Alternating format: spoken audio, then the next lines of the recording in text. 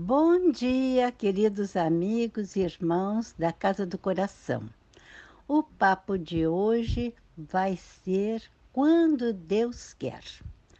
Antônio e Maria eram um casal moço, com 3 crianças, uma de 6 anos, a outra de 5 e uma menina de quase 3. Eles viviam numa cidade serrana próxima ao Rio de Janeiro e levavam uma vida pacata, mas muito feliz, porque eram trabalhadores, honestos. Maria tinha feito todo o curso fundamental, mas Antônio apenas foi até o terceiro ano. Mas Antônio era um desses homens faz tudo e faz perfeito. Desde cedo ele se acostumou com o pai na carpintaria, aprendendo tudo que era necessário para ser um bom carpinteiro. Mas foi ser outra coisa, trabalhando aos 12 anos com o tio que era mestre de obras, e ele trabalhou durante anos fazendo tudo que era necessário, aprendendo, quero dizer, sobre pedreiro, bombeiro, eletricista, de modo que ele tanto tinha um trabalho fixo, como também fazia, fora das horas, muitos trabalhos e estava sempre cheio de encomendas e, desta maneira, tinha um ótimo vencimento, um ótimo rendimento monetário todos os meses. Até estava fazendo algumas já economias com vistas a um dia ter sua própria casa. Tudo ia muito bem na vida daquele casal, quando, de repente, a menina Aninha começou a apresentar uns sintomas esquisitos que nenhum médico da região sabia o que significava, que doença era aquela que a menina tinha. Tinha uns febrões durante dias assustadores, depois passava e ela ficava prostrada por outros tantos dias. Depois passava-se muitos dias, às vezes semanas, não tinha absolutamente nada. Ninguém sabia o que a menina tinha. Eles eram um casal, ah, não pertenciam, assim que não pertencia a nenhuma religião, não frequentava nenhuma religião. Mas Antônio adorava aos domingos fazer uma visita a Deus, como eles chamavam, e reunia a semana a família inteira e iam, não propriamente à missa, porque as crianças não aguentavam de ficar paradas durante todo o tempo. Mas quando a missa estava quase terminando, eles chegavam e quando esvaziava a igreja, eles ficavam um pouco mais visitando a Deus e agradecendo pela semana. Maria tinha um outro hábito, que era uma vez por semana, e ela procurava não faltar, ela comparecia às reuniões espíritas. Não eram propriamente sessões espíritas, mas sim um tipo evangelho no lar, que uma das vizinhas havia anos havia convidado, e ela, a princípio, quando a Aninha era muito criança, era mais difícil, mas agora ela ia semanalmente a essas reuniões. E gostava muito de ler, Antônio também acompanhava as leituras e as conversas deles eram muito sobre religião, espiritualidade. Mas, com a doença de Aninha, a vida estava ficando impossível. Eles resolveram, já o verão estava chegando, e em novembro eles resolveram mudar para a cidade, seguindo a orientação de alguns médicos que eles deveriam procurar um centro maior para tratar da menina. Eles mudaram para o Rio de Janeiro, depois que um parente conseguiu uma casinha num subúrbio mais ou menos como Antônio desejava que fosse. Se mudaram. Mas as coisas não correram assim como eles esperavam, porque Antônio não tinha nenhum emprego fixo e das obras de faz uma coisinha aqui, uma coisinha ali, não estavam rendendo muito dinheiro. E as economias foram se esgotando e nada de resultados de, da doença de Aninha. Não se sabia ainda o que tinha. Maria não estava desesperada. Maria era muito religiosa, muito assim crente em Deus. O lema dela era: Deus é meu pastor, nada me faltará. Toda hora ela repetia isso, como repetia também. As desgraças são para o nosso bem, são experiências que devemos passar. E era assim que eles levavam a vida. Maria um dia entrou na padaria e viu na televisão, porque eles nunca tiveram nem televisão, nem rádio, nem nada, porque onde eles moravam não pegava essas coisas. Então eles eram bem ausentes das coisas que estão acontecendo. Mas ela viu um programa, um anúncio que uma emissora de televisão da cidade estava fazendo uma campanha muito grande, porque tinha acontecido muita chuva naquele, como acontece quase todos os anos no Rio de Janeiro, mas particularmente naquele ano, choveu demais, principalmente na zona serrana, e houve inundação de rios, houve deslize de barreiras, houve casas que foram levadas. E entre essas casas, a casa onde Antônio e Maria moravam desapareceu como se nunca houvesse existido. Não se sabia nem bem aonde que ela ficava localizada, tal foi o estrago. Maria vivia agradecendo por isso e consternadíssima com o que estava acontecendo com as pessoas que ela conhecia daquela região. Quando ela viu esse anúncio que a televisão estava promovendo uma campanha para donativos, tanto para o Natal que estava se aproximando, mas principalmente para esses flagelados, ela pensou: eu bem que poderia dar o meu testemunho, que acho que adiantaria alguma coisa. Mas ela nem sabia onde ficava essa sede dessa televisão, como é que era, nem nada, mas ela meteu na cabeça que ela tinha que ir, tinha que falar alguma coisa. Deixou Antônio cuidando das crianças, se indagou onde era e foi para a cidade atrás disso aí. Claro que estava bem guiada por Deus, né?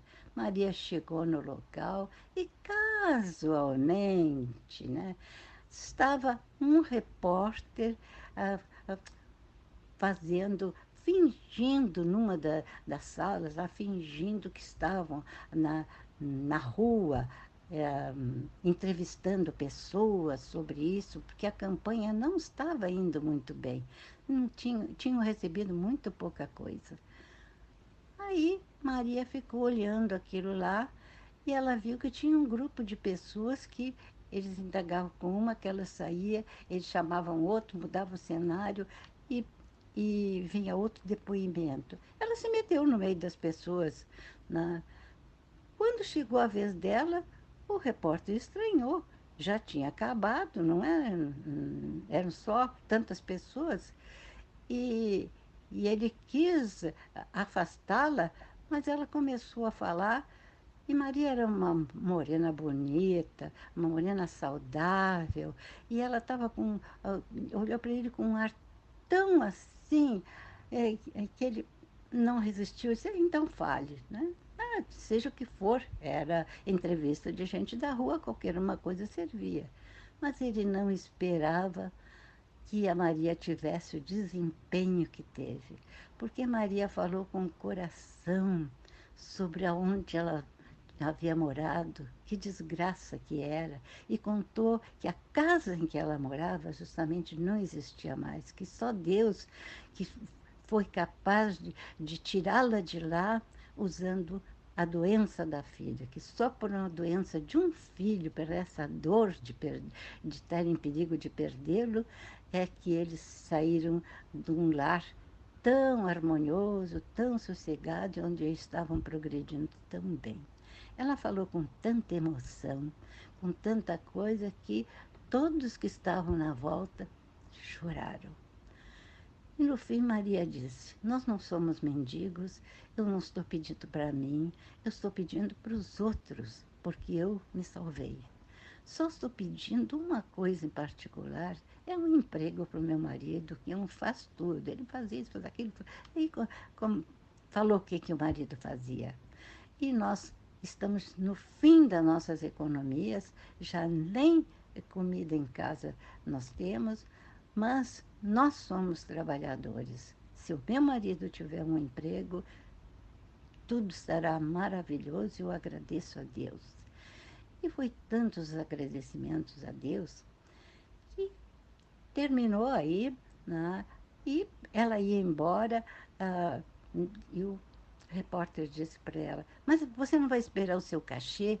Ela disse: Não, não, eu nem sabia o que era cachê. Né? Ela disse: Não, não, eu estou com muita pressa, eu já devia ter voltado para casa. Obrigada por ter dado essa oportunidade. Ela nem imaginava que quem estava agradecido mesmo era o repórter, porque a campanha deslanchou e na mesma hora foi telefonemas para saber onde que se entregava isso, onde que se entregava aquilo, né? E em seguida foi um alvoroço. Mas havia alguém que tinha assistido ali mesmo na emissora, um homem que estava com 2 capangas, que assistiu aquilo tudo, ironicamente dizia: Quanta preguiça! Ah, meu Deus do céu, como ela ama esse Deus! Ah, eu vou dar uma lição. Ela precisa ver quem que vai ajudá-la, né? Este homem saiu dali, foi no supermercado com os 2 capangas dele e comprou de tudo, assim, de provisões para casa. Mas não comprou só o essencial de, que se faz nessas compras. Ele comprou especiarias, comprou coisas boas, comprou doce para as crianças, comprou de tudo e com fartura. Aí mandou os capangas entregarem na casa dela, que ela tinha deixado o endereço para dar emprego para o marido, né? E com a seguinte recomendação: quando ela perguntar quem foi que mandou, vocês digam que foi o diabo. Mas primeiro vocês deixem tudo dentro da casa dela, porque eu quero ver que quando ela estiver com tudo lá e souber que foi o diabo, vamos ver se ela vai ficar tão agradecida a Deus e se ela vai aceitar. Aí um dos capangas perguntou: e se ela não aceitar, a gente pode ficar? Ele nem deixou ele terminar a coisa. Absolutamente, ela vai ficar com tudo. Vocês saiam e deixam ela com as coisas lá, porque eu gostaria de ficar vendo a reação dela. E assim foi feito. Eles levaram, chegaram lá. Maria abriu a porta, viu aquela caminhonete cheia, abarrotada de coisas, e perguntou: que desejam alguma coisa? Pensando que eles queriam o endereço de alguém. Eles: a senhora não é a dona Maria? Eu sou. Eles: não, a entrega é para a senhora mesmo. Não, mas quem mandou? Ela pensou que era lá da emissora. E, eles não responderam, já foram entrando, e onde que a gente vai? Mas quem foi? E ela não conseguiu saber quem tinha sido. Eles encheram a cozinha, um pouco ficou na sala, tinha coisa por cima da mesa, por baixo da mesa, cheio de coisas, né? Aí ela insistiu: mas quem foi que mandou isso? Aí um deles: foi o senhor, e já ia dizer o nome, e o outro parou e disse: não, foi o senhor Diabo que mandou. O senhor Diabo? É, ele que mandou. para a senhora. Ela pensou um pouco e disse, um momento. Aí procurou um papel e não encontrou, a não ser dentro da bolsa, o recibo da padaria, né? Ela pediu uma caneta emprestado e começou a escrever assim: Senhor Diabo, Deus ama seus filhos de igual maneira. E até você que é o diabo, ele ama. Você que é um filho pródigo. Deus, quando quer, até o diabo obedece, sorrindo e feliz, para fazer a bondade que Deus quer. Você está voltando para a casa paterna. Seja feliz nessa volta. Graças a Deus. Maria entregou o bilhete para os capangas, assim, aberto. Eles leram, um olhou para o outro e se imaginaram. O patrão vai ter uma síncope. Se teve síncope ou não, nós não vamos ficar sabendo. Mas acho que não teve, não. Porque na véspera do Natal, Antônio recebeu uma proposta de serviço em uma empreiteira grande do Rio de Janeiro, né? E a assinatura dizia assim: um filho pródigo voltando, só. Este filho pródigo, tempos depois, né, se revelou e contou o que aconteceu. Senão nós não ficaríamos sabendo, né? E se transformou no protetor e amigo particular da família, onde Antônio prosperou, voltou a estudar e se transformou num ótimo, ótimo ele já era, né? Mas ainda melhor em tudo que já era, prosperou na vida especial, na vida particular. Mas o presente maior ainda estava por vir. Quando chegou nas vésperas aí do ano novo, né? O que aconteceu? Um simples exame de fezes revelou que a Aninha não tinha nada de grave. Era simplesmente um verme pouco conhecido que ela pegou e que dava essas crises. Então tudo voltou a reinar no lar de Antônio e de Maria, como nos primeiros tempos. Aliás, tudo não é bem igual, não. Tudo para muito melhor, como Maria sempre dizia, os males vêm para bem. Muitos não acreditam que isso seja verdade. Mas por que Deus mandaria uma coisa só para ser ruim para um dos filhos dele? Nós precisamos aprender com essa realidade. As dificuldades são para o nosso crescimento. Espero que vocês tenham gostado e que nós também façamos o nosso para sempre estar firmes dizendo: Deus é meu pastor, nada me faltará. Um beijo para vocês e fiquemos todos na paz de Deus. Tchau!